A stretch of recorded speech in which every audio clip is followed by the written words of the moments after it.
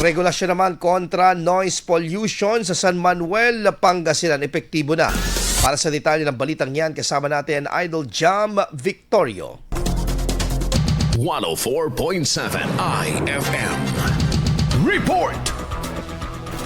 Epektibo na ang ordinansang nagtatakda ng regulasyon kontra noise pollution sa bayan ng San Manuel mula sa paggamit ng mga video okay, sound system at may ingay na muffler upang maprotektahan ng mga residente mula sa perwisyo at nakakagambalang ingay.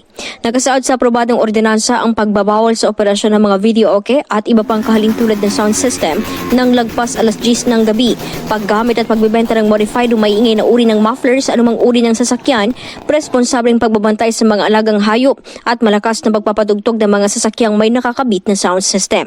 Pinahihintulutan naman ang paglagpas sa nabanggit na oras kapag may selebrasyon tulad ng mga pista, birthday, pabasa, maging ang paggamit ng paputok tuwing bagong taon at iba pang okasyon tulad ng mga fundraising events na may kalakip na barangay permit. Bilang parusa sa mga lalabag, papatawan ng 1,000 pesos na multa ang mahuhuli sa unang beses, 1,500 pesos sa ikalawa at 2,500 pesos naman sa ikatlo at susunod pang mga bilang ng paglabag.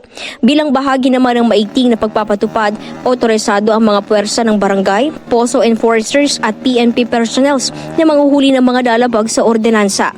Inaasahan na masosolusyonan ng ordinansa ang matagal ng reklamo ng mga residente mula sa perwisyong dulot ng noise pollution sa bayan. Kasama mo mula dito sa IFM Digupan, ito si Idol Jam Victorio, Tatak IFM. IFM News. IFM News. IFM News.